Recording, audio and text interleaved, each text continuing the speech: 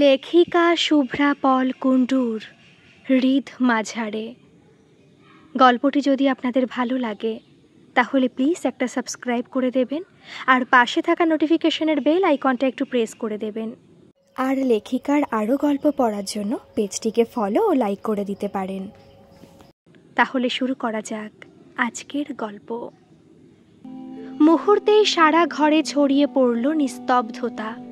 ঘরের মধ্যে উপস্থিত মানুষগুলো এক দৃষ্টে তাকিয়ে রইল বিভোরের মুখের দিকে। বিভোর তার মায়ের সঙ্গে এই বাড়িতে এসেছে পাত্রী দেখতে। পাত্রী তিথি যেমন সুন্দরী তেমনি সে শিক্ষিতা। শুধু শিক্ষিতাই নয়, চাকুরিরতাও। বুদ্ধিমতী তিথি কলেজ ক্যাম্পাসিং থেকেই চাকরিটা পেয়ে গিয়েছিল বছর খানেক আগে। সে কম্পিউটার ইঞ্জিনিয়ার, বর্তমানে থাকে ব্যাঙ্গালোরে।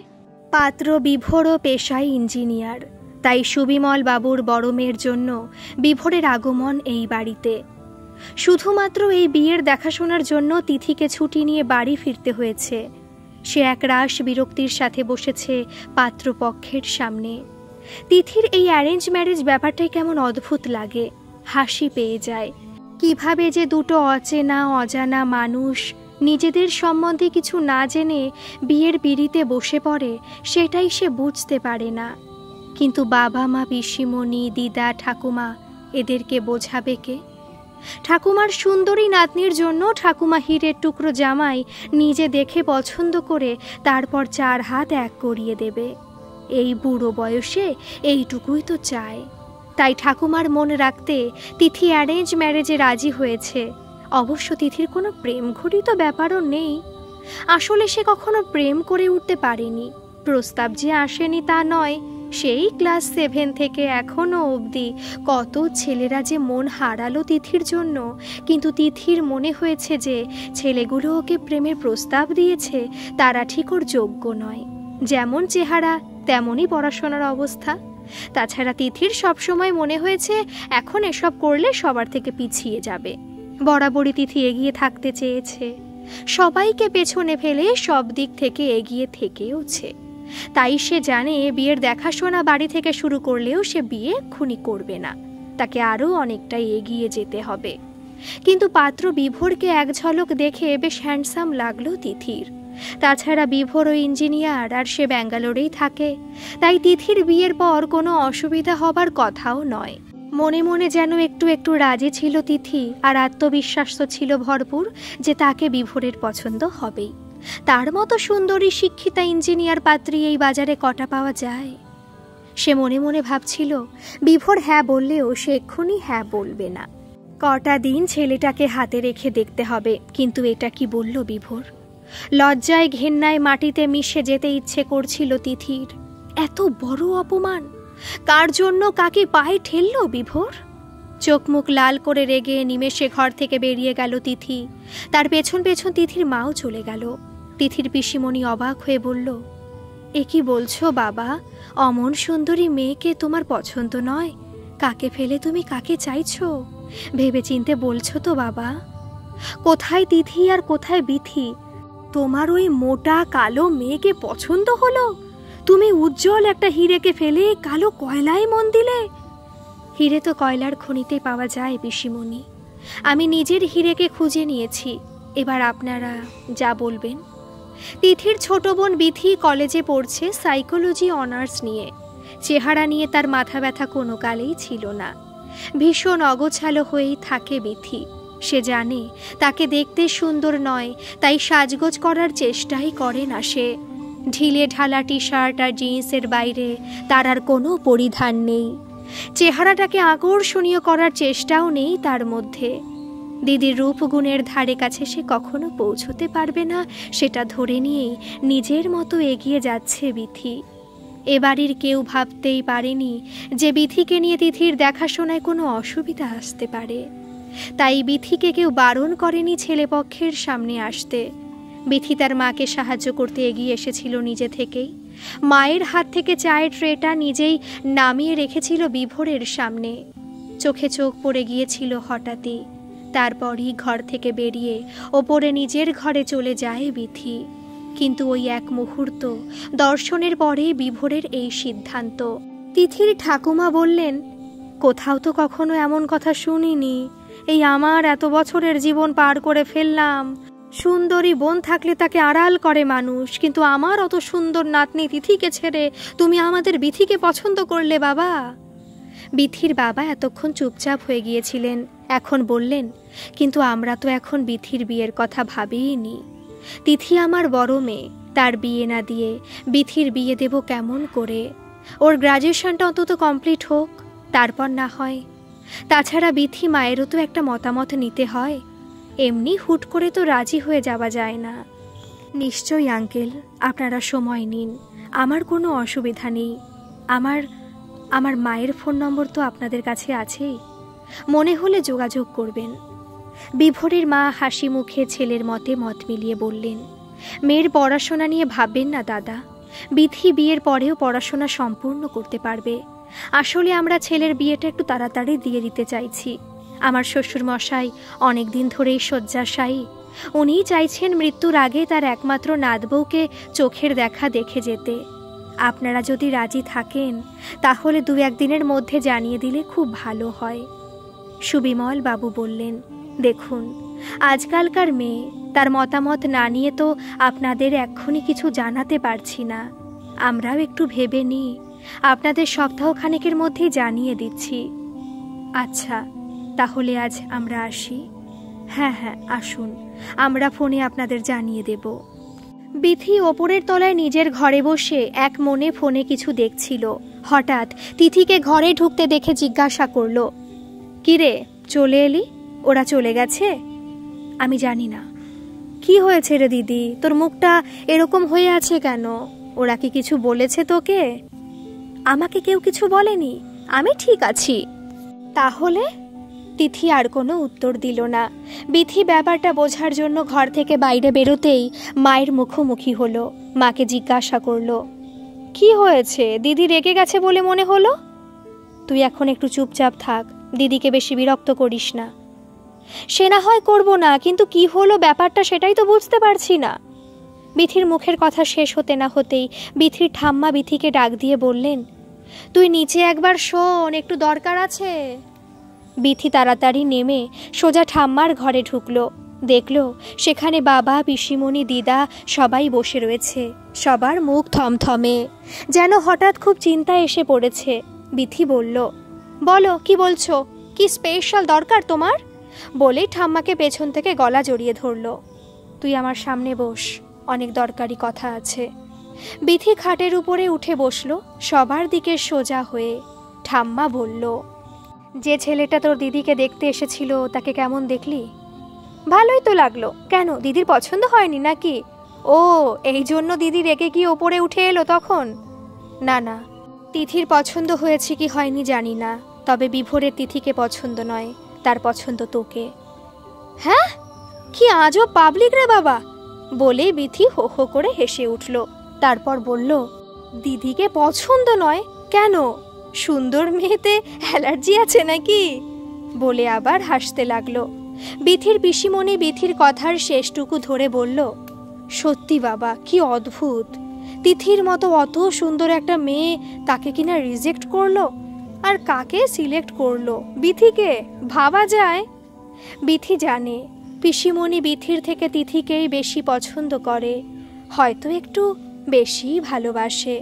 তিথিকে দেখতে পুরোপুরি তার পিসিমণির মতো, হয়তো সেই জন্যই বড় ভাইজিকে সুন্দর বলতে খুব ভালো লাগে পিসিমণির। সেই হিসেবে নিজেকেও খানিকটা সুন্দর বলা হয়ে যায় আর কি। কিন্তু বিথির ব্যাপারে সবসময় মোটা কালো ছাড়া কথা বলে না পিসিমণি। বিথিও তো তার নিজেরই ভাইজি। আগে আগে মন খারাপ লাগতো এই ধরনের তুলনায়, এখন আর কিছু মনে হয় না বিথির। ওর মনে হয় কালো তো কালো, মোটা তো মোটা, তাতে কি হয়েছে? কালো মোটা মেয়েদের জীবন নেই নাকি? নাকি তাদের খুশি থাকতে নেই? তাই বিথি এই সব কথাগুলো আর গায়ে মাখে না, এড়িয়ে যায়। যারা এই কালো মোটা মেয়েটার ভেতরে থাকা সুন্দর মেয়েটাকে ভালোবাসে, তাদের কাছে বিথি নিজেকে উজাড় করে দেয়। ঠাম্মা আর বাবা এই দুজনের কাছে বিথি একটা সুন্দরী পরী, তাই বাবা ঠাম্মার সঙ্গে তার সব রকম গল্প চলে। বাবা ঠাম্মা কিছু বললে তাদের কথায় নাও বলতে পারে না বিথি। বিথির ঠাম্মা বলল, দেখ দিদি ভাই, ছেলেটা এক কথায় ভীষণ ভালো, তোর পিসির দূর সম্পর্কের আত্মীয় হয়, তাই খোঁজ খবর নিয়েই এখানে তিথিকে দেখতে আসার কথা বলা হয়েছিল। এখন তারা তিথিকে ছেড়ে তোকে পছন্দ করে গেছে, সে আর কি করা যাবে? সবার ভালো লাগা তো আর সমান নয়। এক বোনকে দেখতে এসে আর এক বোনকে পছন্দ তো অনেকেই করে, এ তো আর নতুন ঘটনা নয়। আর ওরা চাইছে বিভোরের বিয়েটা খুব তাড়াতাড়ি দিয়ে দিতে, কারণ ওর দাদু ভীষণ অসুস্থ। তাতে কি ঠাম্মা, আমাকে পছন্দ করেছে বলে আমাকেও এই বিয়েতে রাজি হয়ে যেতে হবে? দিদিকে রিজেক্ট করে আমাকে সিলেক্ট করে গেল, আর আমিও দিদিকে কষ্ট দিয়ে ছেলেটাকে নাচতে নাচতে বিয়ে করে নেব? দিদির মতো মেয়েকে পছন্দ না করে আমাকে পছন্দ করার তো কোনো কারণই আমি খুঁজে পাচ্ছি না।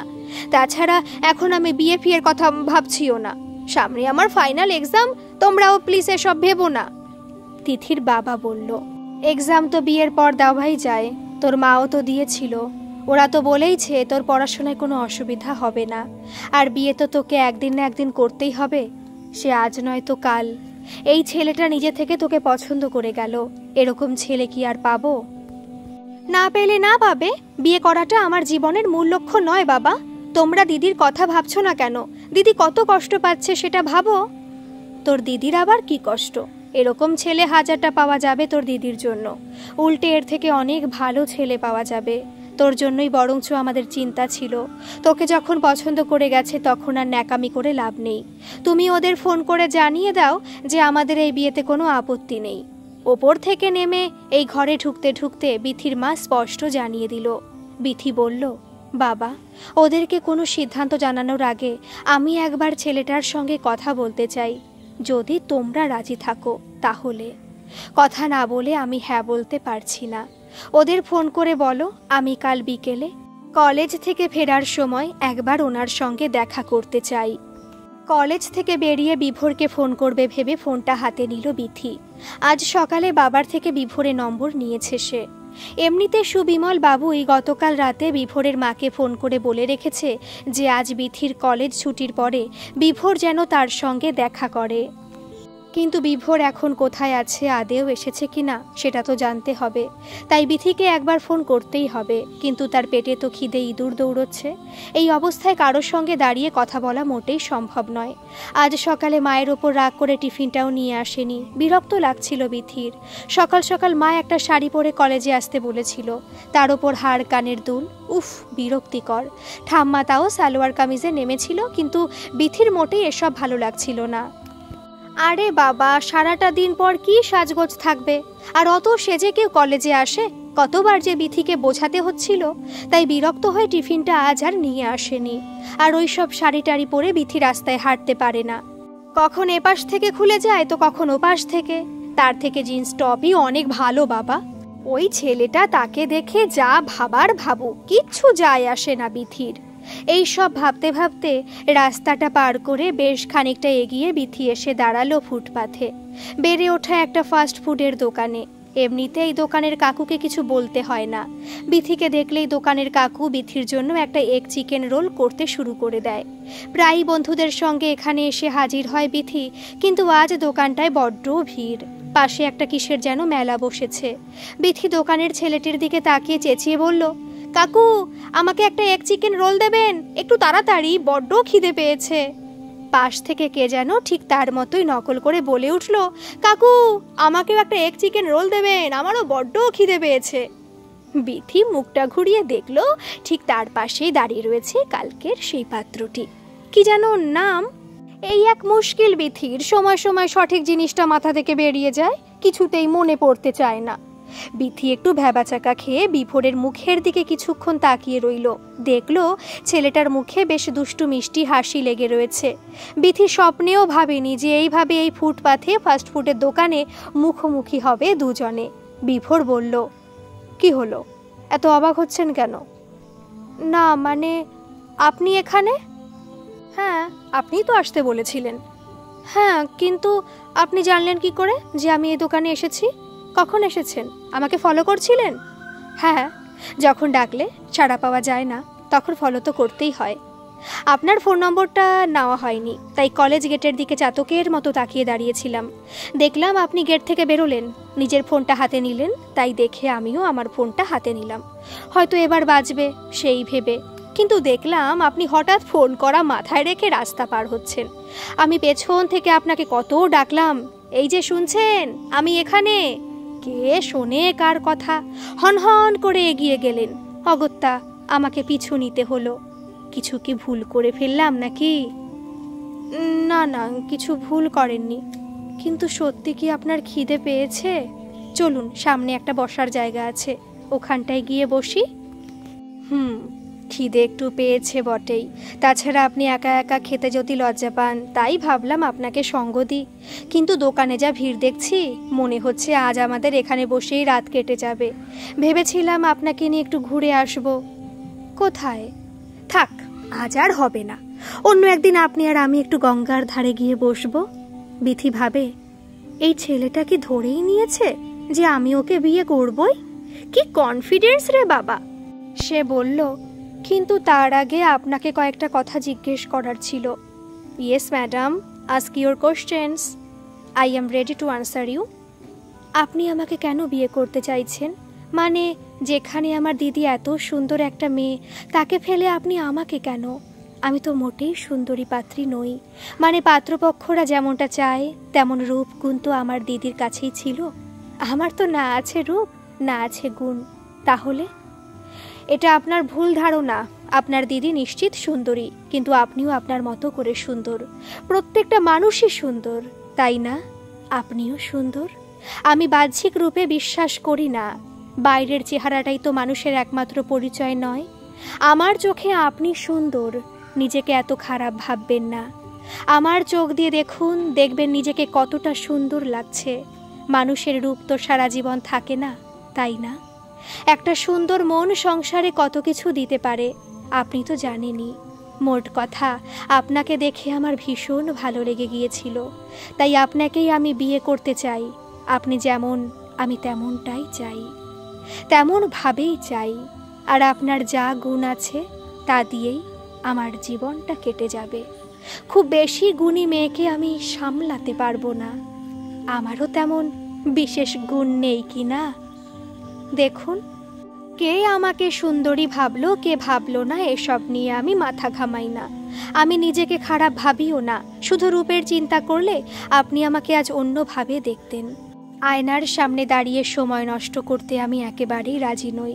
তবে আপনি বুঝলেন কি করে যে আমার কাছে যে সুন্দর মনটা আছে তা আমার দিদির কাছে নেই? হতে পারে আপনার দিদিও একটা সুন্দর মনের অধিকারিণী, কিন্তু আমার আপনাকে সহজ মনে হয়েছে আপনার কাছেই আমি সাবলীল। আপনি সেই মানুষ যার কাছে আমি নিজের মনের সব কথা বলে শান্তি পাব, যার সঙ্গে ঘর বেঁধে আমি সুখ পাব। ওই এক মুহূর্তেই আমার মনে হয়েছে এই সেই নারী যার খোঁজে আমি বসেছিলাম। এগুলো আমার নিজস্ব মনের অনুভূতি, যা আপনাকে দেখার পর তৈরি হয়েছে। এবার বলুন, আপনি আমাকে বিয়ে করতে চান কি চান না? আরও একটা কথা, আমার চেহারা নিয়ে ভবিষ্যতে আপনার সমস্যা হবে না তো? মানে আজ হয়তো কিছু ভেবে আমাকে বিয়ে করতে চাইছেন, কিন্তু আগামী দিনে আত্মীয় স্বজনের সামনে নিয়ে গিয়ে দাঁড় করাতে লজ্জা পাবেন না তো? আপনাকে বলে রাখি, এইসব আত্মীয় স্বজনকে আমার খুব চেনা আছে, তাই তারা কে কি বলল, কে কি ভাবলো, সে নিয়ে আমার মাথা ব্যথা কখনো ছিল না, আর ভবিষ্যতেও হবে না। আর আমার মা তো আমার পছন্দকেই পছন্দ করে গেছে। বাকি আমার ফ্যামিলিতে আমার এক মামা ছাড়া তেমন কেউ নেই। যারা আছেন তারা সবই ওই দূরের, তাই লজ্জা পাবার প্রশ্নই নেই। তাহলে আসছি, টোপর মাথায় দিয়ে আপনার বাড়ি। কি ঠিক আছে তো? বিথি আর কিছু বলতে পারে না, চোখে চোখ রাখতে পারে না বিভোরের। অন্যদিকে তাকিয়ে বসে থাকে। অজান্তেই তার মুখ জুড়ে লজ্জা নেমে আসে, ঠোঁটের কোণে এক মিষ্টি হাসি ফুটে ওঠে। ফেরার রাস্তাটায় সারাক্ষণ বিথির মুখে এসে মিষ্টি হাসিটা লেগে থাকে। এ যেন এক অদ্ভুত অনুভূতি। বারবার বিভোরের মুখটা, ওর মুখে লেগে থাকা দুষ্টু মিষ্টি হাসিটা চোখের সামনে ফুটে ওঠে বিথির। বলতেই হয়, ছেলেটার ক্ষমতা আছে, মন জয় করার ক্ষমতা। ওর মধ্যে এমন কিছু তো আছে যা বিথি চাইলেও এড়িয়ে যেতে পারছে না।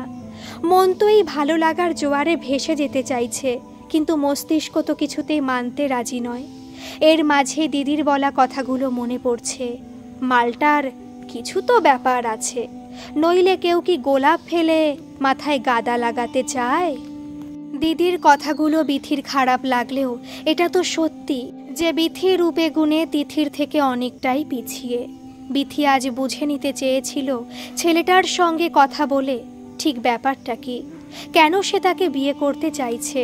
কিন্তু ছেলেটার হাসি খুশি চেহারা, তার কথা বলার ভঙ্গি, তার প্রতি এতটা রেসপেক্ট বিথিকে সব ভুলিয়ে দিয়েছে। কোনো রহস্যের গন্ধই তো সে পায়নি বিভোরের কাছ থেকে। উল্টে মনে হয়েছে আজ প্রথম এমন কাউকে সে পেয়েছে যার বুকে সহজেই মাথা রাখা যায়।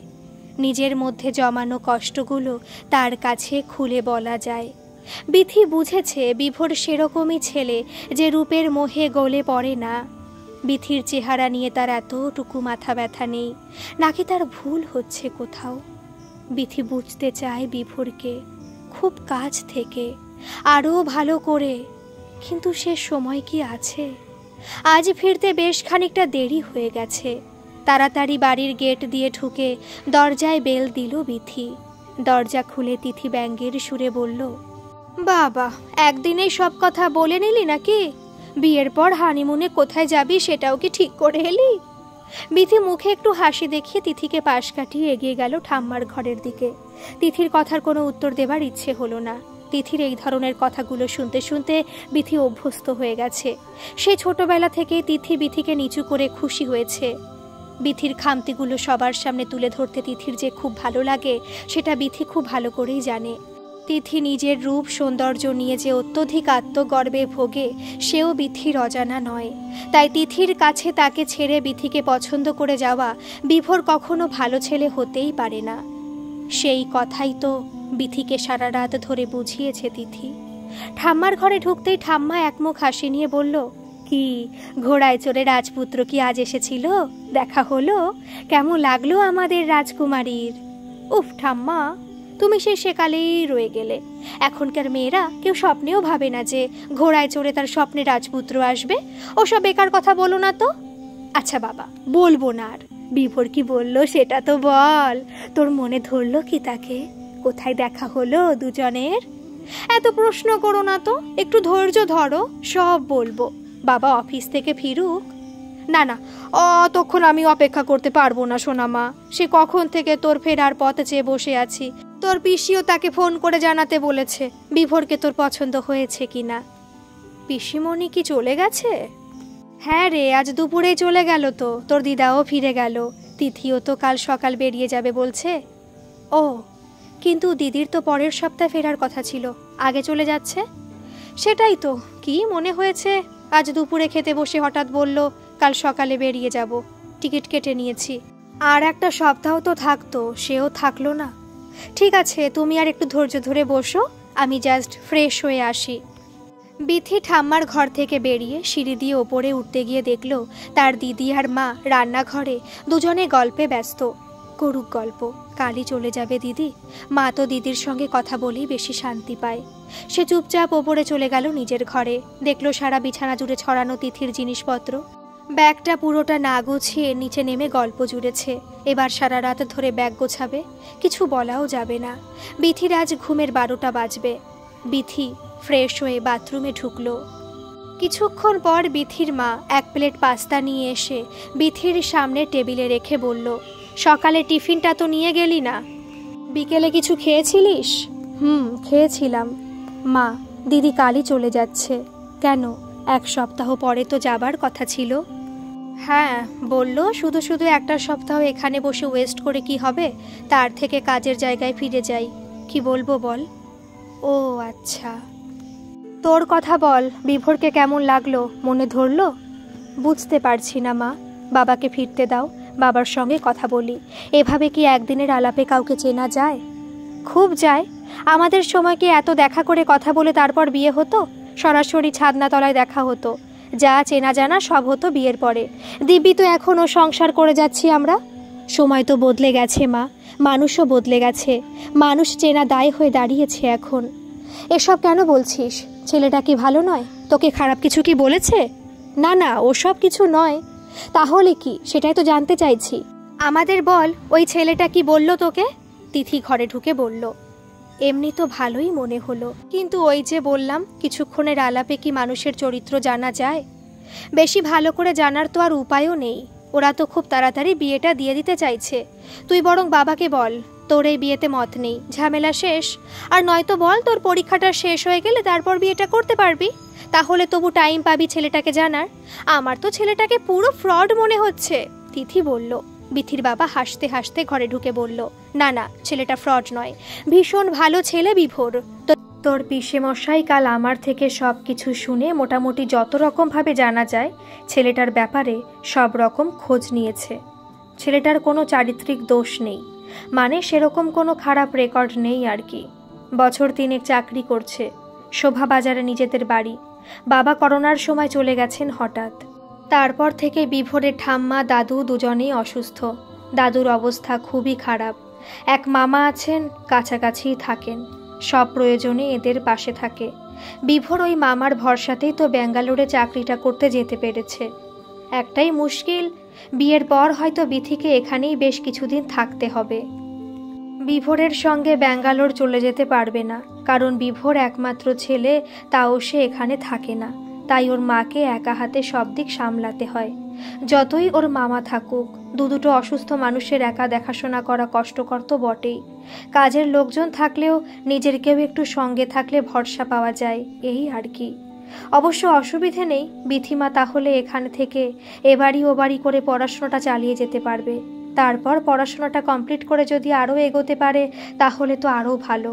বিথির দিকে চেয়ে বললেন, কি রে, পড়াশোনাটা চলবে তো, নাকি বরের সঙ্গে পালাবার ইচ্ছে আমাদের ছেড়ে? তুমি কি যে বলো না বাবা, আমি তো সারা জীবন তোমাদের সঙ্গেই থেকে যেতে চাই। বিয়ের পর মেয়েদের শ্বশুর বাড়িটাই নিজের বাড়ি। বাপের বাড়ি এসে সারাক্ষণ বসে থাকলে সেখানে কোনোদিনই মন বসবে না, কিন্তু বিয়ের পর ছেলে মেয়ে দুটো আলাদা থাকলে সংসার করবে কারা? বিথির মা বলে উঠলেন। সংসার করার সময় পালাচ্ছে না শম্পা, সারাটা জীবন পড়ে রয়েছে সংসার করার। পড়াশোনাটা চালিয়ে যাবার সুযোগ পাবে, সেটা কি কেউ হাতছাড়া করে? সুবিমল বাবু তিথির দিকে তাকিয়ে বললেন, তুই জানিস বিভোরও আইআইটি খড়গপুর থেকে ইঞ্জিনিয়ারিং পড়েছে। কখনো আগে দেখেছিলিস ছেলেটাকে? অবশ্য তোর থেকে 2 বছরের সিনিয়র ছিল। না বাবা, আমি আগে দেখিনি।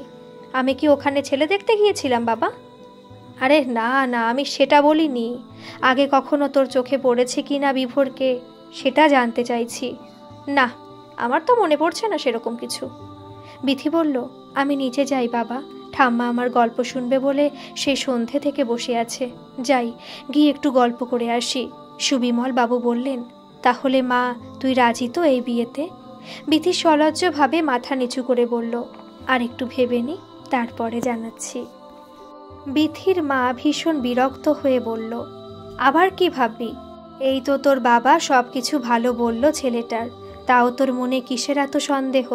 এত ভালো ছেলে, তোকে এক দেখায় পছন্দ করেছে, পড়াশোনাটাও চালিয়ে যেতে পারবি, এরপর আর কি চাই রে?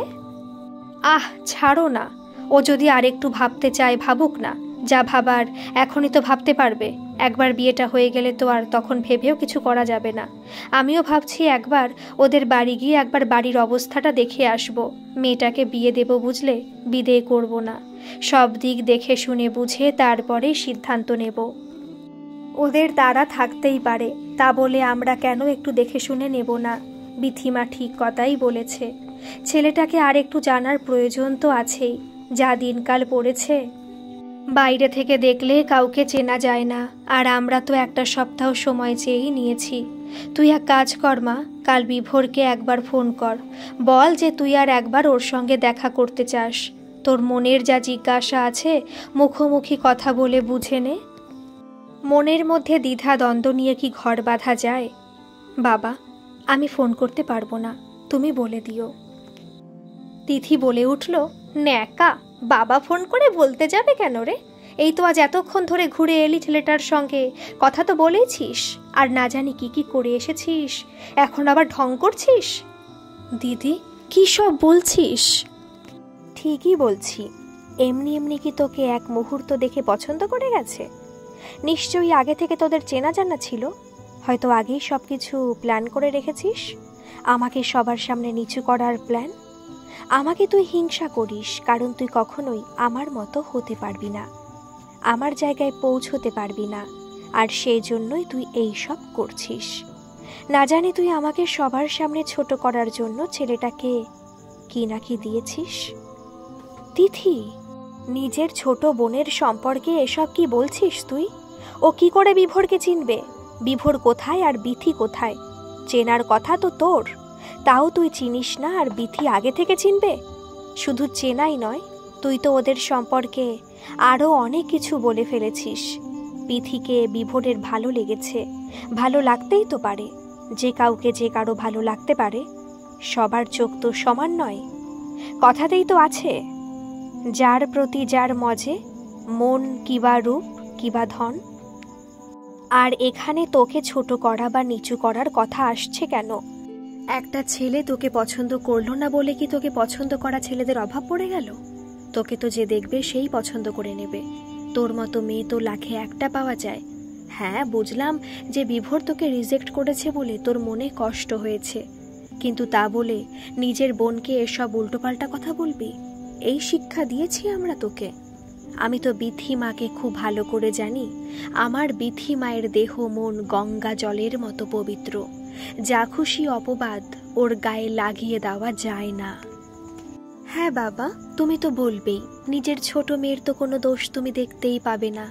তোমার আর ঠাম্মার চোখে খারাপ তো শুধু আমি জেদি, আমি অহংকারী, আমি স্বার্থপর। বিথির সব ভালো, বিথির মন ভালো, সে জেদি নয়, সবার জন্য ভাবে, অহংকার নেই।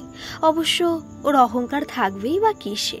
আছেটা কি ওর অহংকার করার মতো? হ্যাঁ, আমি জেদি, তাই তো এতটা এগিয়ে যেতে পেরেছি। হ্যাঁ, আমি অহংকারী, নিজেকে নিয়ে অহংকার আমার নিশ্চয়ই আছে। হ্যাঁ, আমি স্বার্থপর, নিজেকে এগিয়ে নিয়ে যাবার জন্য আমি সেদিন দাদুর অসুস্থতার কথা শুনেও বাড়িতে আসিনি। তাই জন্য ঠাম্মা আর তুমি তো অনেক দিন ধরে আমাকে অনেক কিছু বলেছ, এখনো মাঝে মাঝে সুযোগ পেলেই বলো। দাদু যে সেদিন আমাদের ছেড়ে একেবারেই চলে যাবে তা আমি জানবো কি করে? ভেবেছিলাম পরের দিনে ইন্টারভিউটা দিয়েই বাড়ি চলে আসব। সেদিন ইন্টারভিউ দেওয়াটা আমার কাছে বেশি জরুরি মনে হয়েছিল, তাই তো আজ আমি এত বড় কোম্পানিতে জব করছি। ইয়ারলি 40 লাখ। এরকম সুযোগ কি কেউ হাতছাড়া করে? সুযোগ কি বারবার আসে? তুই জানিস তোর দাদু কতবার তোর নাম করেছিল সেদিন? তার আদরের বড় নাতনিকে শেষবারের মতো একবার দেখতে চেয়েছিল, তোকে জানিয়েও ছিলাম। অনেক সময় ছিল, তুই চাইলেই আসতে পারতিস, কিন্তু আসিসনি। কে বলেছে জীবনে সুযোগ একবারই আসে? বড় কোম্পানির কি অভাব? তুই কি অন্য জায়গায় চাকরি পেতিস না? মেরিট তো তোর ছিলই। সেদিনের ইন্টারভিউটা তোর নিজের দাদুর থেকে বড় কি করে মনে হলো? সম্পর্কগুলোর মান দিতে শেখ তিথি। আমরা তোর বাবা মা, আমরা তোকে ক্ষমা করে দেব। তোর করা ভুলগুলো মেনে নিয়ে ভালোবেসে যাব, কিন্তু আর কেউ তোর ভুলগুলো সহজে মেনে নেবে না, ক্ষমা করবে না। আমরা সারা জীবন তোর সঙ্গে থাকবো না, তোর পাশে সারা জীবন তো তোর বোনই থাকবে। একটা সম্পর্ক বাঁচিয়ে রাখতে গেলে কত কিছু যে ছাড়তে হয়, কতটা অ্যাডজাস্ট করতে হয়, সেটা বুঝতে শেখ তিথি। সম্পর্ক বাঁচানোর জন্য আমাকেই কেন অ্যাডজাস্ট করতে হবে? আমাকেই কেন ছাড়তে হবে? আমি এসব পারবো না। আমার সঙ্গে যে সম্পর্ক রাখতে চাইবে সে অ্যাডজাস্ট করবে। আর বিথির মতো একটা মেয়ে, যার জীবনে কোনো অ্যাম্বিশন নেই, মাথা উঁচু করে সবাইকে ছাড়িয়ে এগিয়ে যাবার যার মধ্যে কোনো চেষ্টা নেই, যে শুধু জানে বিয়ে করে সংসার করতে হবে, সে আমার পাশে থেকে কি করবে? ছোটবেলায় বিথিকে যখনই কেউ জিজ্ঞাসা করত বড় হয়ে কি হতে চাও, বিথি সব সময় বলতো বউ হতে চাই, বিয়ে করতে চাই। এখনো তাই চাইও, অন্যের ঘাড়ে বসে অন্যের পয়সায় খেয়ে বেঁচে থাকতে চাই পরজীবী হয়ে। শুধুই এখন একটা জিনিস নিয়ে ঢং করছে, আমাকে দেখাতে চাইছে। বিথির আর এসব শুনতে ভালো লাগছিল না। সে উঠে দরজার দিকে খানিকটা এগিয়ে গেল, তারপর মাকে বলল, ঠাম্মার ঘরে যাচ্ছি, আজ রাতে ওখানেই শুয়ে পড়ব। এখন তো অনেকটা পাস্তা খেয়েছি, বিকেলেও বিভোরের সঙ্গে রোল ফুচকা এইসব খেয়েছি, পেট পুরো ভরে আছে, রাতে আর কিছু খাবো না। আর তুমি জানতে চাইছিলে না যে বিভোর কি বলল, ওকে আমার পছন্দ হয়েছে কিনা? হ্যাঁ মা, আমার বিভোরকে খুব ভালো লেগেছে। ও আমাকে বলেছে আমি সেই মেয়ে যার অপেক্ষায়ও এতদিন ছিল। আমি সেই মেয়ে যার সঙ্গে ঘর বেঁধেও সুখী হবে, আমি সেই মেয়ে যার সঙ্গে মনের কথা বলেও শান্তি পাবে। তারপর বাবার দিকে চেয়ে বলল, বাবা, আমি ভেবে নিয়েছি, তুমি ওদের জানিয়ে দাও আমি এই বিয়েতে রাজি। বিথি ঘর থেকে বেরিয়ে সিঁড়ি দিয়ে নিচে নেমে গেল। ঠাম্মার ঘরে ঢুকে ঠাম্মার কোলে মাথা গুজে বিথি আর নিজেকে আটকাতে পারল না, অঝরে কাঁদতে লাগলো। একমাত্র এই জায়গাটাতেই তো বিথি নিজের অনুভূতিগুলোকে চেপে রাখতে পারে না। ভালোবাসার জায়গায় এসে নিজের ভেতরে জমে থাকা ব্যথা, বেদনা, দুঃখ, কষ্ট, ভালো লাগা, মন্দ লাগা সব কিছু উজাড় করে দেয় বিথি। ঠাম্মা বারবার জিজ্ঞাসা করতে থাকে বিথিকে, কি হলো আবার, এই তো বেশ হাসি খুশি ছিলিস। কিছুক্ষণ পর বিথি মাথা তুলে বলল, ঠাম্মা, আমি দিদির মতো নই। দিদির মতো হয়তো অত ভালো চাকরিও করতে পারবো না, তা বলে কি আমি খারাপ ঠাম্মা? ঠাম্মা বোঝায় বিথিকে, ভালোবেসে মাথায় হাত বুলিয়ে দেয়, বলে, দিদি দিদির মতো সুন্দর, তুমি তোমার মতো। কেন, দিদি কি আবার কিছু বলেছে? তুমি তো দিদিকে জানোই ঠাম্মা, যা মুখে আসে তাই বলে দেয়। যাক, ছাড়ো ওর কথা। জানো, আমি বাবাকে বলে দিয়েছি যে আমি বিভোরকে বিয়ে করতে রাজি। বাহ, খুব ভালো খবর। কিন্তু তুমি মন থেকে কথাটা বলেছ তো দিদি ভাই, নাকি এখনো মনের মধ্যে দ্বিধা আছে? আমি জানি না ঠাম্মা, মন একরকম চায় আর মস্তিষ্ক আর একরকম বলে। বিভোরকে দেখে যে কারুরই ভালো লাগবে, ও এমনই ছেলে। ওর মতো সুদর্শন চেহারার পুরুষ তো সব মেয়েরই কাম্য। ভালো চাকরিও করে। কোনোদিনও ভাবতেও পারিনি যে এরকম একটা ছেলে আমাকে বিয়ে করতে চাইবে। কিন্তু ঠাম্মা, বিভোর কেন আমাকে বিয়ে করতে চাইছে সেটা তো বুঝতে পারছি না। ও যতই বলুক আমাকে এক দেখাতে পছন্দ হয়েছে, তবু তুমি বলো ঠাম্মা, কোনো ছেলে কি আমার মতো কুৎসিত মেয়েকে নিজে থেকে বিয়ে করতে চাইতে পারে? তার উপর আমার কোনো গুণও নেই, না পারি আমি ভালো গান গাইতে, না পারি নাচ করতে, কিছুই তো পারি না। একটা ছেলে তার জীবন সঙ্গী হিসেবে একটা সুন্দর মেয়েকেই তো পছন্দ করবে, তাই না? আর যদি কোনো ছেলে কোনো কালে মেয়েকে বিয়ে করতে রাজিও হয়, তাহলে তার পেছনে অনেক টাকা পয়সার লেনদেন হয়। এটাই তো হয়ে আসছে আমাদের সমাজ ব্যবস্থায়।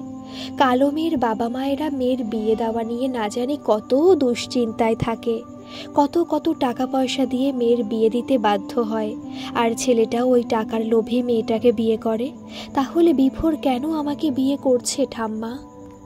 আমি তো ভালো চাকরিও করি না, আর বিভোর তো কোনো টাকা পয়সা চাইও নি। তাহলে আমি তো কিছুই বুঝতে পারছি না ঠাম্মা। সেদিন চলে গেছে সোনা মা, মেয়েরা এখন নিজেকে এতটাই মজবুতভাবে তৈরি করে তুলছে যে তাদের রং রূপ নিয়ে কথা বলার স্পর্ধা কোনো ছেলেরই থাকছে না। মেয়েটার শিক্ষা, তার আচার ব্যবহার, তার যোগ্যতার সামনে তার গায়ের রং আলাদা করে পরিচয় পাচ্ছে না। আর বাবা মায়েরাও মেয়ের কালো রঙের জন্য আক্ষেপ করে না। তারা বোঝে এই কালো রং তো তাদেরই দেওয়া, তাহলে তারা ছেলেপক্ষকে টাকা দেবার বদলে মেয়ের শিক্ষায় সেই টাকাটা নিয়োগ করছে, মেয়েটাকে মাথা উঁচু করে বাঁচতে শেখাচ্ছে। এটাই তো ঠিক, তাই না দিদি ভাই? তোমাকেও তো আমরা এরকমভাবেই গড়ে তুলতে চেয়েছি। তুমি তো নিজের রং রূপ নিয়ে এত মাথা ঘামাতে না আগে? তাহলে এখন কেন এত ভাবছো?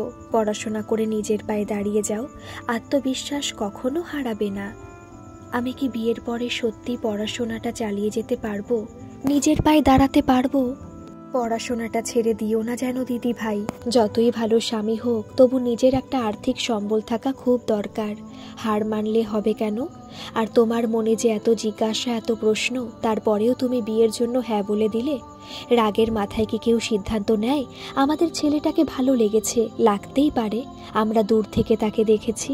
তোমাকে সারা জীবন তার সঙ্গে কাটাতে হবে, তাই ভেবেচিন্তে সিদ্ধান্ত নাও।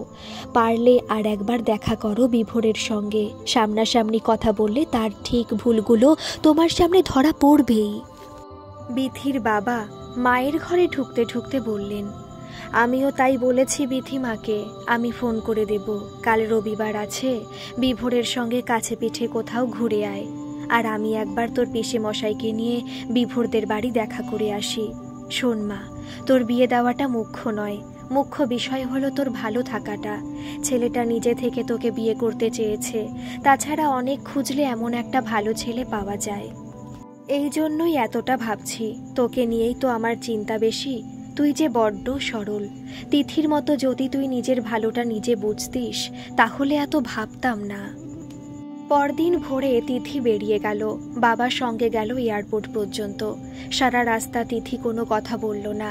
এয়ারপোর্টে ঢোকার আগে শুধু বাবাকে বলল, ভালো থেকো তোমরা। বিথিকে বলো দিদি সরি বলেছে, আর বিথিকে একা একা ওই ছেলেটার সঙ্গে বেশি দূরে কোথাও যেতে বারণ করো। দিনকাল ভালো নয়, ওর সঙ্গে ফোনে যোগাযোগ রেখো। আমি আবার কবে আসতে পারবো জানি না, ফোন করব। মাকে তোমাকে খুব মিস করব। এই বলে তিথি বাবাকে জড়িয়ে ধরল।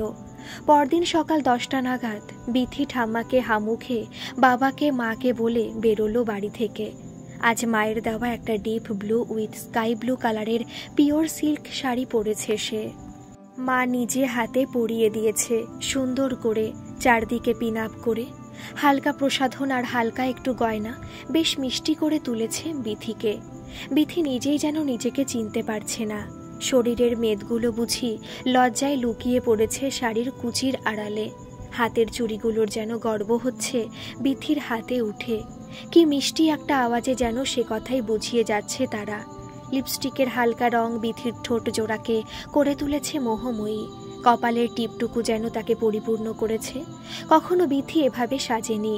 মা ছোটবেলায় সরস্বতী পুজোয় তাকে জোর করে শাড়ি পরাতো, ওই একবার পরেই খুলে ফেলতো বিথি।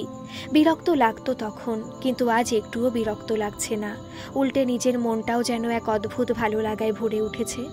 আগেও তো বিথি শাড়ি পরার চেষ্টা করেছে, কিন্তু মোটেই ভালো লাগেনি। নিজেকে অদ্ভুত লেগেছে শাড়িতে। তাহলে আজ তার মনের পরিবর্তন হলো কিভাবে? হয়তো এই সাজটুকু একমাত্র বিভোরের জন্যই সাজা, তাই। এদিকে সুবিমল বাবু ও বিথির পিসেমশাই বেলা 11টা নাগাদ গিয়ে পৌঁছলেন বিভোরদের বাড়িতে। উত্তর কলকাতার পুরনো দিনের বাড়ির ঐতিহ্য বজায় রেখে প্রয়োজন মতো নতুন করে সারিয়ে নেওয়া হয়েছে বাড়িটি। দরজায় বেল দিতে একটা মাঝবয়সী মহিলা দরজা খুলে বললেন, কাকে চাই?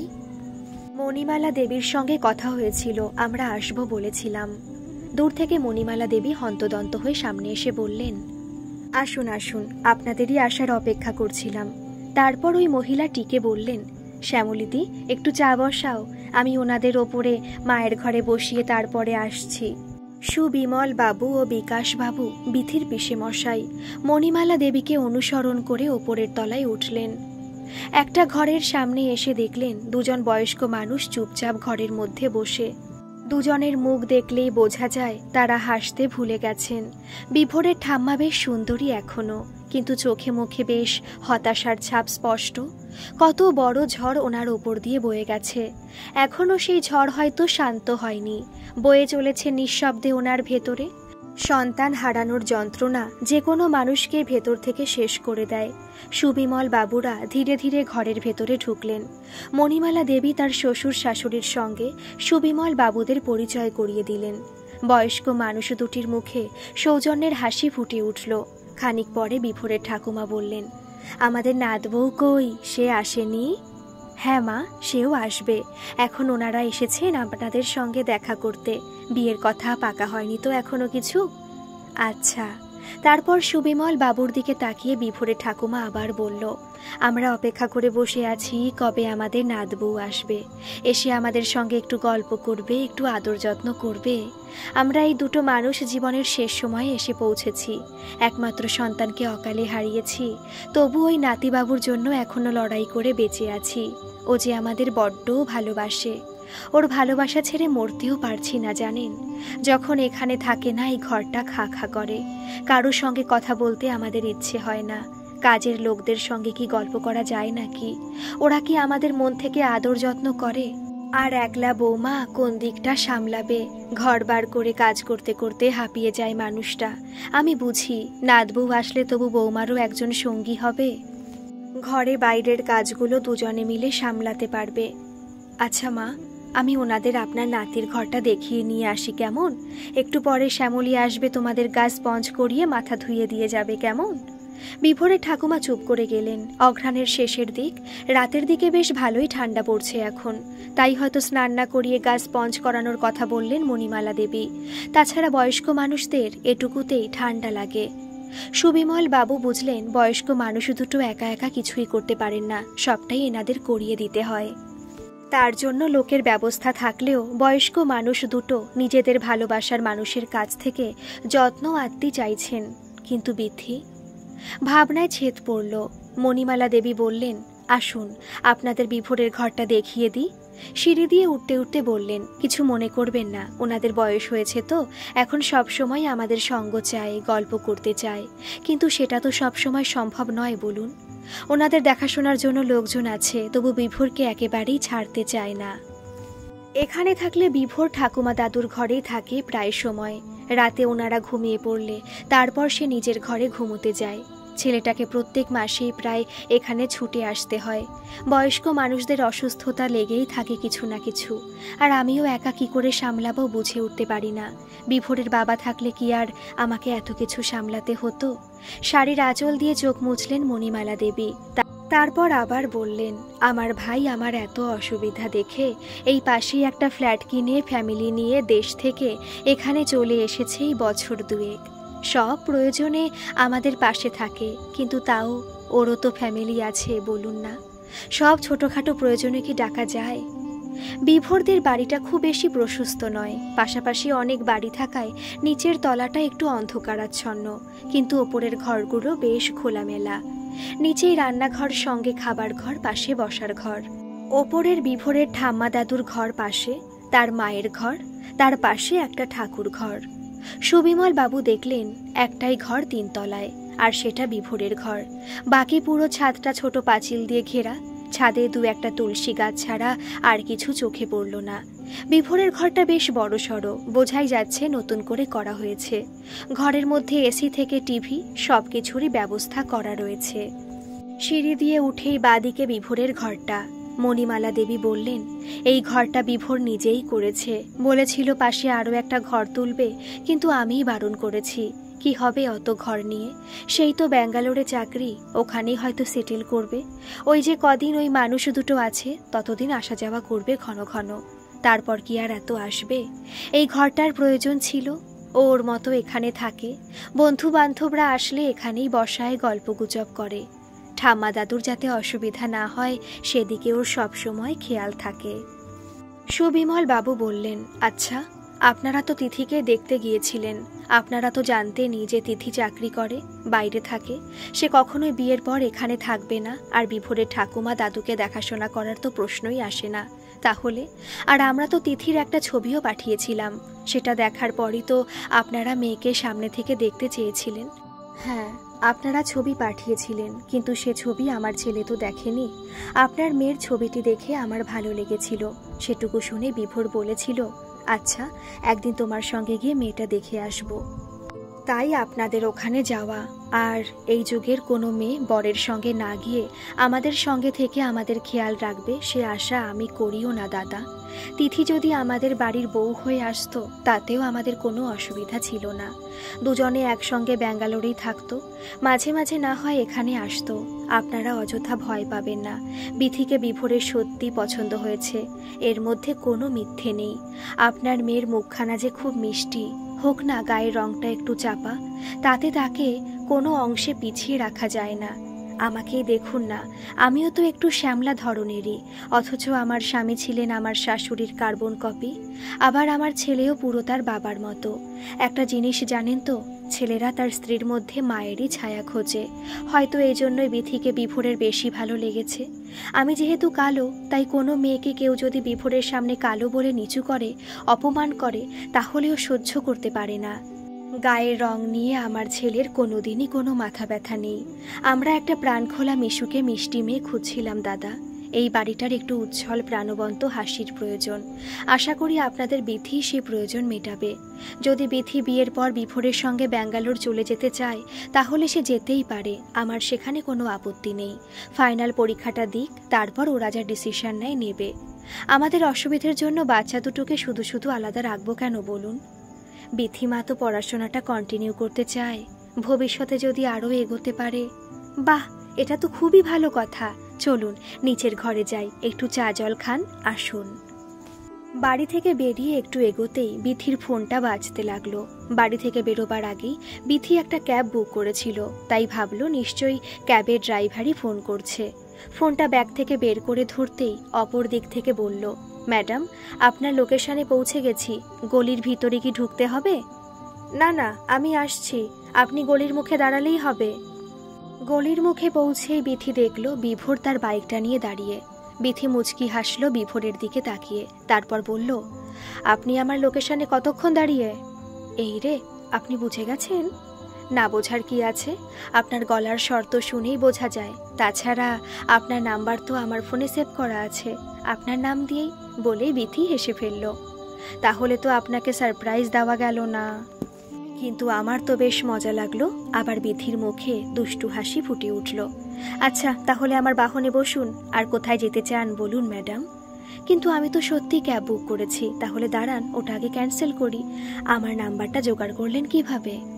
কাল আপনার বাবা যখন মাকে ফোন করেছিলেন আমাদের বাড়িতে ওনারা আসবেন জানিয়ে, তখনই মা আপনার বাবার থেকে আপনার নাম্বারটা চেয়ে নিয়েছিল। অবশ্য মাকে অনেকবার রিকোয়েস্ট করতে হয়েছিল আমায়। বিভোর মুখ নিচু করে হেসে আবার বলল, কি করব বলুন, আপনার কাছে আমার নাম্বার থাকা সত্ত্বেও আমাকে আপনি একবারও ফোন করেননি। তাহলে আমি কিভাবে আপনার নাম্বারটা পাবো? নাম্বারটা পাওয়ার পরে আমার খুব ইচ্ছে হয়েছিল কাল রাতেই আপনাকে ফোন করি, কিন্তু সাহসে কুলোয়নি। যদি কিছু খারাপ ভাবেন আবার। খামোখা আপনাকে খারাপ ভাবতে যাব কেন বলুন তো? আপনি আমাকে কাল রাতে যদি ফোন করতেন তাহলে আমি খুশিই হতাম। বিথির সারা মুখে লজ্জা আর মিষ্টি একটা হাসি ছড়িয়ে পড়ল। বিভোর এক দৃষ্টে চেয়ে রইল বিথির মুখের দিকেই। এ এক অন্য রকম অনুভূতি, যা এই 2 যুগল আগে কখনো অনুভব করেনি। বিভোরের বাইক ছুটে চলেছে শহরের চেনা রাস্তাগুলো ধরে। গন্তব্য জানা নেই, উদ্দেশ্য জানা নেই, শুধু দুটো মানুষ একে অপরের ছোঁয়াটুকু অনুভব করে চলেছে ক্রমাগত। মাঝে মাঝে সামনে লুকিং গ্লাসে চোখে চোখ পড়ছে দুজনের। বিথির 2 চোখ লজ্জায় সরে যাচ্ছে নিমেষেই। হঠাৎ বিভোর রাস্তার একধারে দাঁড়িয়ে পড়ল। বিথিও নেমে দাঁড়ালো। মাথা থেকে হেলমেট খুলে বিথি বলল, এখানে দাঁড়ালেন কেন? বিভোর নিজের হেলমেটটা খুলতে খুলতে বলল, লুকিং গ্লাসে কি দেখা যায় ঠিক মতো, তাই একটু দাঁড়ালাম। আর একবার প্রাণ ভরে দেখে নিই, তারপর আবার এগোবো। আপনি কি সত্যি আমাকে পছন্দ করেন? আমাকে কি সত্যি আপনার ভালো লেগেছে? আমাকে বিয়ে করতে যাওয়ার পেছনে অন্য কোনো কারণ নেই তো? আপনার মতো একজন সুপুরুষ কি সত্যি একটা কালো মেয়েকে পছন্দ করতে পারে? এত প্রশ্ন কেন? আপনার কেন মনে হচ্ছে যে আমি আপনাকে পছন্দ করতে পারি না?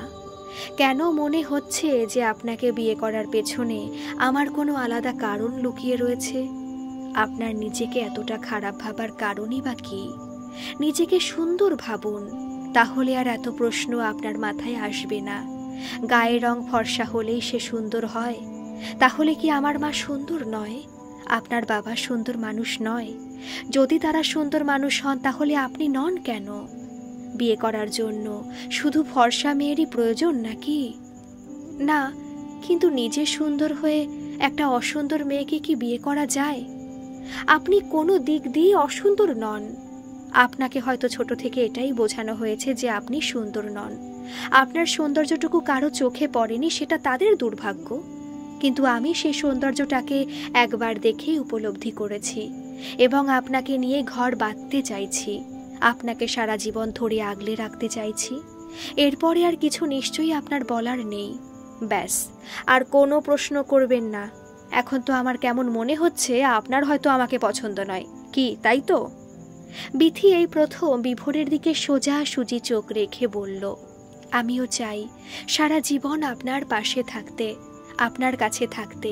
আমাকে বিয়ে করতে যাওয়ার জন্য ধন্যবাদ আপনাকে। কি বলছেন এসব?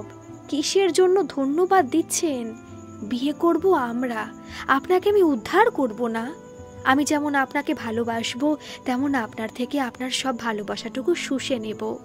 নিজেকে আপনার কাছে সমর্পণ করব যেমন, তেমন আপনিও নিজেকে উজাড় করে আমাকে আপনার নিজের মধ্যে স্থান দেবেন। তাহলে এর মধ্যে থ্যাংক ইউ, ওয়েলকামের কথা আসছে কেন? বোঝাই যাচ্ছে আপনি বড় হননি এখনো, একেবারে পুচকি। নাক টিপলে এখনো দুধ বেরোবে। ধ্যাত, যত আজে বাজে কথা। এসব বললে কিন্তু আমি কথা বলবো না। ঠিক আছে, দেখি কতক্ষণ কথা না বলে পুচকি থাকতে পারে। ভালো হবে না কিন্তু বলে দিচ্ছি। আমি বাড়ি চলে যাব আর একবার পুচকি বললে। পুচকি। আমি চললাম। আরে দাঁড়ান দাঁড়ান, একা একা কোথায় যাচ্ছেন? আমাকে আরও একগুচ্ছ প্রশ্ন করবেন না? বাইকে উঠুন, চলুন, সামনে একটা রেস্টুরেন্ট আছে, একটু খেয়ে নিই। না খেলে তো আবার আপনি ঝগড়া করার এনার্জি পাবেন না, তাই না? ঝগড়ুটি, এই নামটা আগের নামটা থেকে বেশি ভালো, তাই না? আপনার এই নামটা পছন্দ হয়েছে? বেশ, আমিও তবে আপনাকে তার কাটা বলে ডাকবো, ভালো লাগবে? খুব। রাস্তার মাঝখানে দুজনেই হো হো করে হেসে উঠল। চারপাশের লোকরা কি ভাবল? যাই ভাবুক, লোকের ভাবায় কি যায় আসে? বিভোরদের বাড়ি থেকে বেরিয়ে বিকাশবাবু সুবিমল বাবুকে জিজ্ঞাসা করলেন, দাদা কি বুঝলেন? তুমি বলো, তুমি কি বুঝলে? মনে তো হচ্ছে সব ঠিকই আছে, কিন্তু কিন্তু কি বিকাশ? বিথিকে তো বিয়ের পর এখানে ওই বয়স্ক মানুষ দুটির দেখভালের জন্যই আনা হচ্ছে বলে মনে হলো। যতই ভদ্রমহিলা বলুক যে বিথিকে পড়াতে চায়, ছেলের সঙ্গে পাঠিয়ে দিতে চায়, আমার তো ওনার কথা ঠিক বিশ্বাস হচ্ছে না। ঠিক দেখাশোনা করার জন্য নয় বিকাশ, সঙ্গ দেবার জন্য। এই বয়সে এসে বয়স্ক মানুষ দুটো ভীষণ একা হয়ে পড়েছেন, আর মণিমালা দেবীর পক্ষেও সব দিক সামলে ওনাদের সময় দেওয়া সম্ভব হচ্ছে না। এখানে খারাপ কি দেখছো তুমি? এরকম সব পরিবারেই তো কিছু না কিছু প্রবলেম থাকবেই। ওনাদের বয়স হয়েছে, কতদিনই বা বাঁচবেন? আর শেষ বয়সটুকু যদি একটু কাছের মানুষের থেকে আদর যত্ন পেতে চায়, তাতে ভুল কি বিকাশ? বিথিমা আমার খুব নরম মনের মেয়ে, সবাইকে আপন করে নিতে পারে সহজেই। আর ওর তো ঠাম্মা অন্তপ্রাণ, ঠাম্মাকে যেমন ভালোবাসে সেরকম বিভোরের ঠাকুমা দাদুরও যত্নের ত্রুটি রাখবে না। সে তো বুঝলাম দাদা, কিন্তু বিথির দিকটাও তো একটু ভেবে দেখবেন। বিয়ের পর কোথায় বরের সঙ্গে ঘুরবে, বেড়াবে, আনন্দে দিন কাটাবে, তা না করে দুটো অসুস্থ মানুষের সেবা করে যাবে? পড়াশোনাটাও কি আদৌ চালাতে পারবে? এই সব সংসারের ঝামেলায় বাধা পড়ে গেলে আর পড়াশোনা করবে কেমন করে? বিথিমা তো আমাদের কাছেও থাকবে, দুই বাড়ি মিলিয়ে থাকবে। যার পড়াশোনা করার ইচ্ছে থাকবে বিকাশ, সে হাজার ঝামেলার মধ্যেও ঠিক করে নেবে। এটাও তো দেখো, মণিমালা দেবী নিজে বলছেন যে বিথি আর বিভোর যদি ব্যাঙ্গালোরে সেটেল করতে চায় তাহলে করতেই পারে, উনি কোনো আপত্তি করবেন না। সে তো উনি আমাদের মন রাখতে বলেছেন দাদা। উনি খুব ভালো করে জানেন যে বিভোর কি করতে চায়। নিজেই তো বলছেন যে বিভোর ও ঠাকুমা দাদুকে খুব ভালোবাসে। তাদের কিছু অসুবিধা হোক বা না হোক, প্রায় প্রত্যেক মাসে সব কাজ ফেলে সে এখানে ছুটে আসে। সে নিজেই হয়তো বিথিকে এখানে রেখে দিয়ে যাবে। বিভোরের ঠাকুমা দাদু হঠাৎ অসুস্থ হলে তার তো আর অতটা চিন্তা থাকবে না, জানবে বিথি ওর মায়ের সঙ্গে থেকে ঠিক সামলে নিতে পারবে। মণিমালা দেবী তো একা এসব সামলাতে পারেন না বলছেন। দেখবেন বিভোর বিথিকে কোনো মতে নিজের সঙ্গে নিয়ে যাবে না। আরে বিথি তো যেতে চায়ও না, এখানে থেকে পড়াশোনা করতে চায়, তাহলে আর এত কথা আসছে কেন? কি যে বলেন দাদা, এখন বিথি এসব বলছে, বিয়ের পরে ওর মত তো বদলাতেও পারে। আজকালকার কোন মেয়েটা বরকে ছেড়ে শ্বশুর বাড়িতে পড়ে থাকে দাদা? গ্রাজুয়েশনটা হয়ে গেলে যদি বিথি বিভোরের সঙ্গে চলে যেতে চায়, তাহলে বিভোর ওকে ব্যাঙ্গালোর নিয়ে যাবে তো? আমার মেয়ে কখনোই ওই অসুস্থ মানুষ দুটোকে ফেলে বরের কাছে চলে যেতে চাইবে না বিকাশ। আমি তো আমার মেয়েকে চিনি, বিথি তো আমাদের কেউ ছেড়ে যেতে রাজি নয়। তবু দাদা, আপনি একবার বিভোরের সঙ্গেও এই নিয়ে একবার কথা বলে নেবেন। বিয়ের পরে নিজেরা কি করবে সেটা তো নিজেরাই ঠিক করবে। আমি মাঝখান থেকে কথা বলে কি করব বলো তো? যা কথা বলার এখনই তো বলে নেবেন দাদা, বিয়ের পর কি কিছু আর পাল্টাতে পারবেন? ঠিক আছে, আজ তো বিথি বেরিয়েছে বিভোরের সঙ্গে, তাহলে একবার ফোন করে বলবো যেন ফেরার সময় বাড়িতে দেখা করে যায়। তাই ভালো দাদা, মুখোমুখি আপনারাও কথা বলে নিতে পারবেন। তবে কি জানেন, এরকম কথা অনেক শ্বশুরবাড়িতেই দেয়, কিন্তু শেষে কোনো কথাই রাখে না। এই তো আমার দিদির বড় মেয়ে বিউটি, নার্স ছিল আমরির, প্রেম করে বিয়ে করলো ব্যাংক ম্যানেজার রাকেশকে। বিয়ের আগে শ্বশুরবাড়ি থেকে তো বলেছিল মেয়ের চাকরি করা নিয়ে কোনো অসুবিধা নেই, কিন্তু দিনে দিনে বিউটির ওপর এমন একটা মানসিক চাপ সৃষ্টি করলো যে মেয়েটা চাকরিটা ছেড়ে দিতে বাধ্য হলো। একটাই ছেলে, এখন বছর 4 বয়স, বাড়ির একটাই নাতি, তাও তাকে দেখাশোনা করতো না শ্বশুরবাড়ির কেউ। কাজের লোকের ভরসায় ছেড়ে আসলেও অর্ধেক দিনই তো কাজের লোকের আশার ঠিক থাকতো না। তার ওপর কখনো দিন কখনো রাতে ডিউটি পড়তো, তাতেও বাড়িতে ঝামেলা। রাকেশও কেমন নিষ্প্রিয় হয়ে থাকছিল। বাবা মাকে বোঝালোই না, যেন ছেলে মানুষের দায়িত্ব, তার বাবা মাকে দেখাশোনা করার দায়িত্ব, তার সংসার দেখার দায়িত্ব, এমনকি তার ঠিকঠাক টিফিনের দায়িত্বটাও শুধু বিউটিরই। বাড়িতে রান্নার লোক রাখতে দেয়নি, বিউটিকেই সব কাজ সেরে ডিউটি যেতে হতো। আবার ডিউটি থেকে ফিরে আবার সংসারের সব কাজ সেরে তবে একটু রেস্ট নিতে পারত, কিন্তু রেস্ট নেবার সময়টুকুও শাশুড়ি দিত না। বাচ্চাটাকে ইচ্ছে করেই মায়ের ঘরে দিয়ে যেত। এভাবে কি পারা যায়? যদি সহযোগিতা না থাকে কেউ এগোতে পারে? শেষে অশান্তি এমন জায়গায় গিয়ে পৌঁছলো যে বিউটি ধিৎকার লাগা হয়ে কাজটা ছেড়ে দিল। বিউটিকে শ্বশুরবাড়ি থেকে বোঝানো হয়েছিল তার চাকরি করার কোনো প্রয়োজনই নেই। রাকেশের অনেক টাকা ইনকাম, রাকেশের বাবারও ভালো ইনকাম, তাই এত কষ্ট করে কাজ না করলেও চলবে। কিন্তু কেউ কি বিউটির মনের কথাটা জানতে চেয়েছিল? আপনার বোন তো তাই বলছিল। মেয়েটার তো হাত পা খোড়া করে ফেলে রেখে দেওয়া হলো শ্বশুরবাড়ি নামক একটা জেলখানায়। জামাইটা কি পারতো না বাবা মাকে বোঝাতে যে একটা চাকরি একটা মেয়েকে শুধু আর্থিকভাবে স্বাবলম্বী করে না, তাকে মানুষের মতো বাঁচতে শেখায়, নিজের সব ইচ্ছে পূরণ করার ক্ষমতাও দেয়? মেয়েটার স্বাধীনতাটা কি সহজে কেড়ে নেওয়া হলো। এবার সব সময় তাদের হাত তলায় থাকতো, চাইলেও নিজের ইচ্ছে মতো আর কিছু বলতে পারতো না। বর চাইলে তবেই। সময় বদলালেও মানুষের চিন্তাধারার সার্বিক পরিবর্তন এখনো হয়নি। জানি না মেয়েদেরই কেন ছেড়ে দিতে হয়, মেনে নিতে হয়। কিন্তু বিকাশ, এখানে তো শুধু শ্বশুরবাড়ির লোকেদের দোষ দিলে চলবে না, দোষ তো তোমার ভাগ্নিরও। সে তো তোমার দিদি জামাইবাবুর কাছে চলে আসতে পারতো, তোমার দিদির কাছে বাচ্চাকে রেখে কাজটা করে যেতে পারতো। দেখতে দেখতে বাচ্চাটা বড় হয়ে যেত। এরকম তো অনেকেই করে। শ্বশুরবাড়ি বউদের সব কাজে সমর্থন করবে সে আশা করাটাও তো ভুল। হ্যাঁ দাদা, সে চেষ্টাও করেছিল বিউটি। কিছুদিন বাপের বাড়ি কিছুদিন শ্বশুর বাড়ি এভাবে চালাচ্ছিল।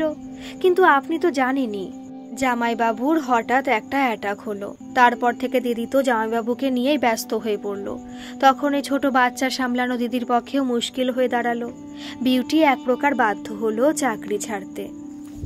আমার মেয়েদের সঙ্গে এরকম কিছু ঘটলে আমি নিজের যতই অসুবিধা থাকুক মেয়েদের পাশে থাকতাম, ওদের এগিয়ে যেতে দিতাম, মোটেই হার মেনে নিতে দিতাম না। তোমার বোনঝির উচিত ছিল শ্বশুর বাড়িতেই থেকে নিজের জায়গায় শক্ত হয়ে দাঁড়িয়ে থাকার। কারো চাপে হেরে গেলে হবে? যতই চাপ দিক, চাকরি ছাড়াটা মোটেই ঠিক হয়নি। সহ্য করতে না পারলে সম্পর্কটা থেকে বেরিয়ে চলে আসতো। কারণ যতটুকু শুনলাম তাতে তো মনে হলো রাকেশ মোটেই বিউটির হিতাকাঙ্ক্ষী নয়। দুজনেই চাকরি করত, তাই দুজনেরই সমানভাবে ছেলের দায়িত্ব সামলানো উচিত ছিল। বাবা হিসেবে তারও তো কিছু দায়িত্ব থাকে। এই রাকেশের মতো ছেলেরা বিয়ের আগে একরকম থাকে, বিয়ের পরে একরকম হয়ে যায়। এদের চেনা খুব মুশকিল। সেই জন্যই তো বলছি দাদা, বিভোরের সঙ্গেও ভালো করে কথা বলে নেবেন। এমন তো নয় যে সে বিথিকে শুধুমাত্র তার বাড়ির সমস্যা মেটাবার জন্যই বিয়ে করতে চাইছে। সে তিথিকে ছেড়ে বিথিকে বিয়ে করতে চাইল হয়তো এই জন্যই। কি সব বলছো তুমি বিকাশ? কেউ শুধুমাত্র নিজের বাড়ির সমস্যা মেটাবার জন্য বিয়ে করে কি? তোমার ধারণা ভুলও তো হতে পারে। আমার বিথিমাকে বিভোরের পছন্দ হয়েছে, তাই তো বিয়ে করতে চাইছে। নাকি আমার কোথাও ভুল হচ্ছে? এই বিয়েটা দেওয়া ঠিক হবে না বলছো? আমি বলছি ভালো করে কথা বলুন, জানুন সময় নিন। এমনও এমার্জেন্সি ওদের নেই যে 1 সপ্তাহের মধ্যেই সিদ্ধান্ত নিতে হবে। তাহলে বিভোরের সঙ্গে কথা বলবো আবার, নাকি সরাসরি না বলে দেব? বাড়ি চলুন আগে, সবার সঙ্গে কথা বলুন, দেখুন সবাই কি বলে। বিথি ফিরুক, দেখুন সে কি বলে। না বলতে আর কতক্ষণ। আজকের পর্ব এই পর্যন্তই থাক। আগের একটা গল্পেও আপনারা ধৈর্য ধরে অপেক্ষা করেছেন। এই গল্পটাও 3টে পর্ব করব। আজ সন্ধ্যা 7:30টায় এর দ্বিতীয় পর্ব আপলোড করব এবং কাল দুপুরে এর অন্তিম পর্ব আপলোড করব। প্লিজ সব সময়ের মতো এইভাবেই আমার পাশে থাকবেন। আর গল্পটা আপনাদের কেমন লাগছে প্লিজ কমেন্ট করে জানাবেন। ধন্যবাদ।